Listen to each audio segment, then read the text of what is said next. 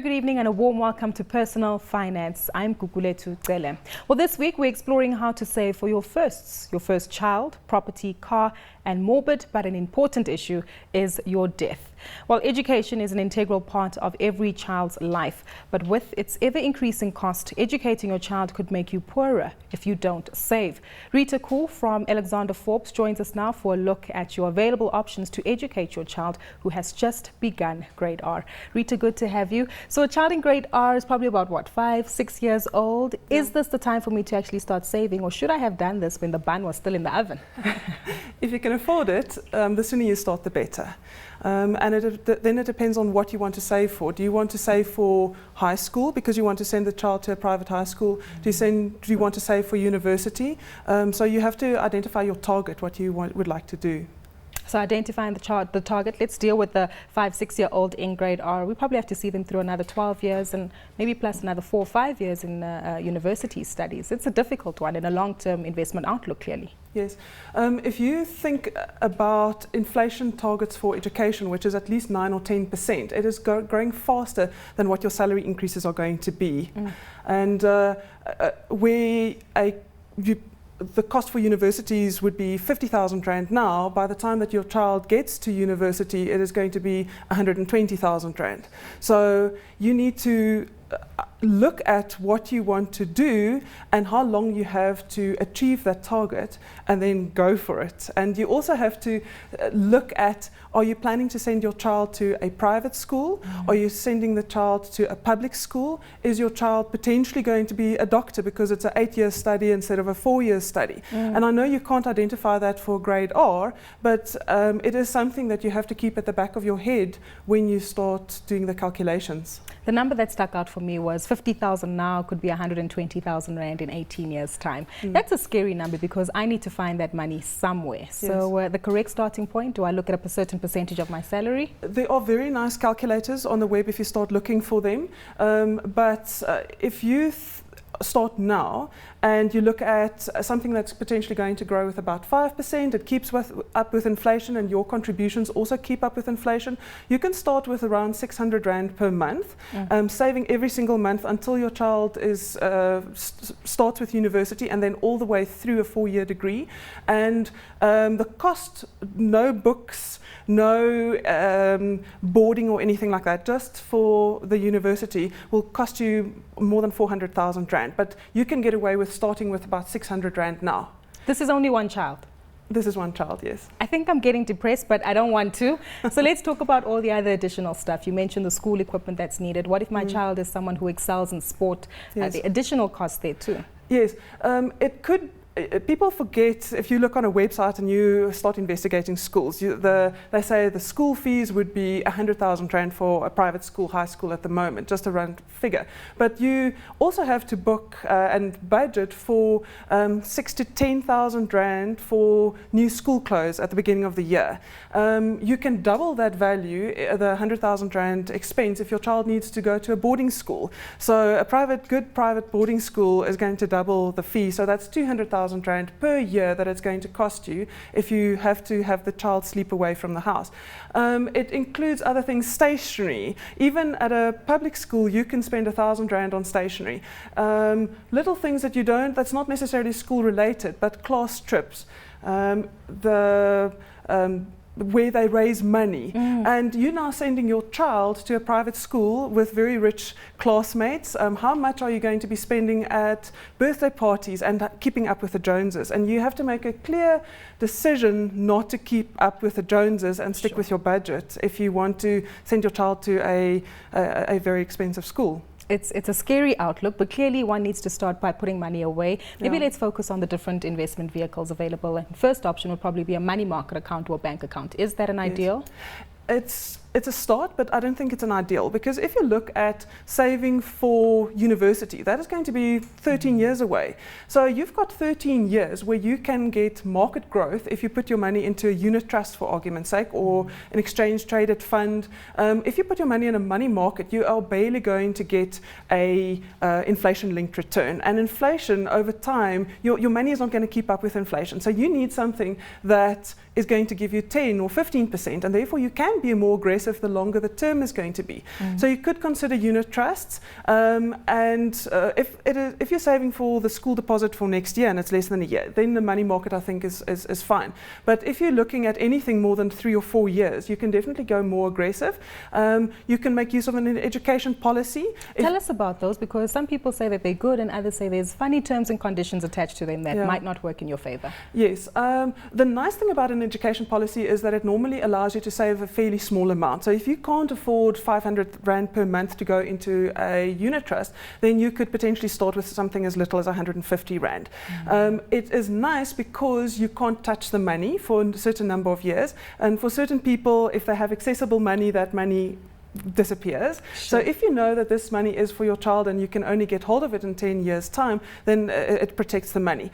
The reason why certain people don't like it, and myself personally I don't like it so much, is that it is based on an endowment policy, and with endowment policies there is tax within the product. You're not taxed on the money that comes out at the end, but they do deduct 30% tax on any rental income and interest that is accrued in the fund. So your child, if you're saving in your child's name, that child does not have a 30% tax rate unless they're doing something very, very special. Exactly. So you could potentially look at a cheaper, tax efficient savings vehicle. But it depends on your circumstances and how diligent you are saving for your child. And I take it if you've got extra income available, you can always add on bolt-on features. Yes, of course. Just to boost the level of savings. Exactly. So with a unit trust, you can add whenever you get a bonus or something like that. You don't get any tax savings for making the contributions to that, but you can also access the money. So things happen, and you might need to send your child on an overseas trip because they won a dancing competition in their high school, and you were saving diligently for university. You don't want to deprive the child in high school. You've got the money, you can access it, and you can put money back again. But it is there, it is available, and you're not going to be losing money with penalties or things like that. What about children with special needs?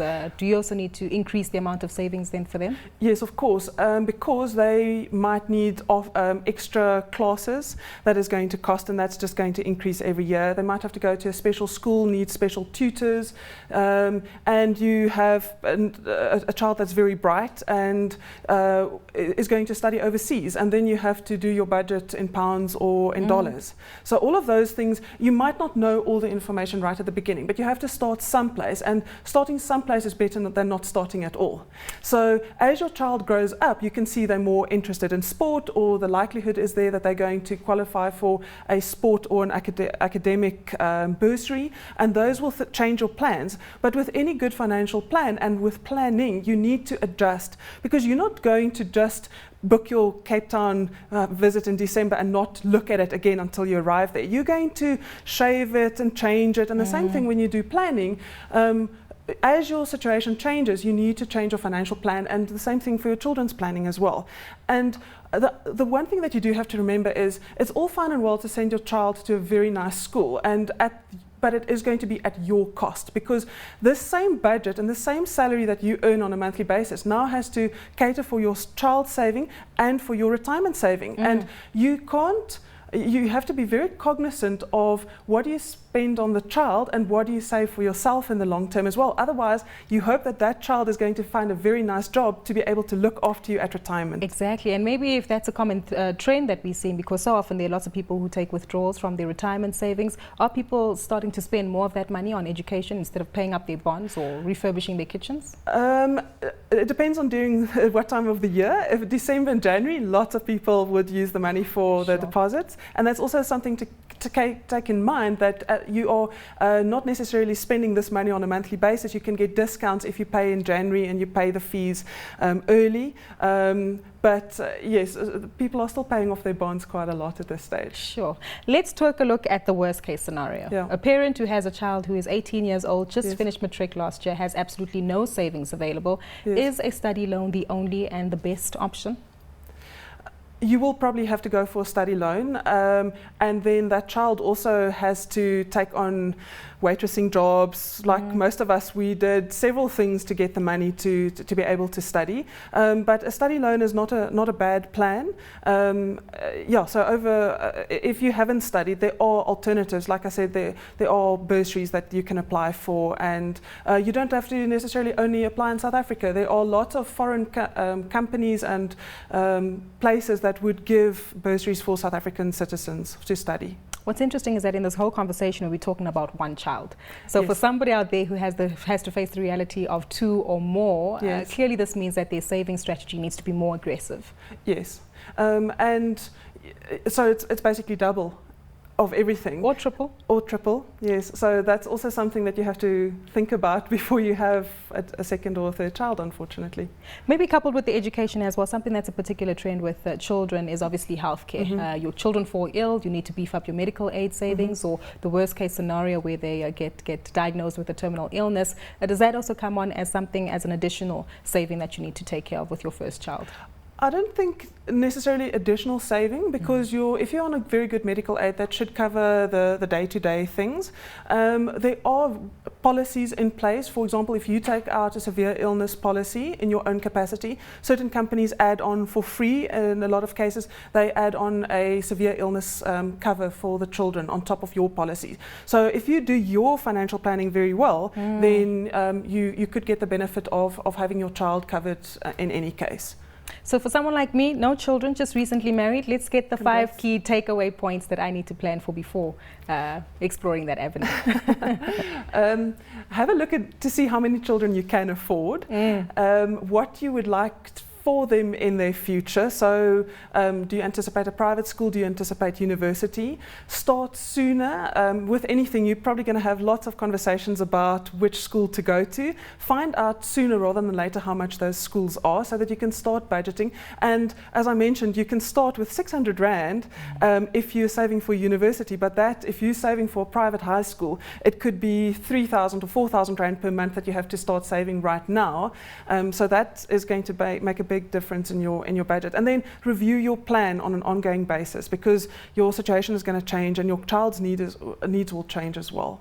Just on the topic of tax, is it also important to do your research on maybe investment options that are tax-free or have some kind of leniency when it comes to tax deductions? Most of the tax deductions at the moment are geared for adults and for them to get to retirement better. There are not that many tax avenues and tax structures that would help you for your child.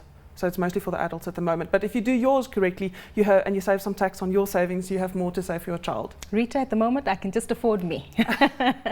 Thank you so much for joining us this evening. It's such a pleasure hearing your insights. And that's it for Personal Finance this evening. Hopefully you've learned a thing or two. Many thanks to Rita Cool from Alexander Forbes. Now do remember that we want to hear from you. So tell us about your saving strategy then that you might have for your children. You can tweet us at CNBC Africa using the hashtag Finance410, or even to myself at Mfupi. But until tomorrow night, it's goodbye for now.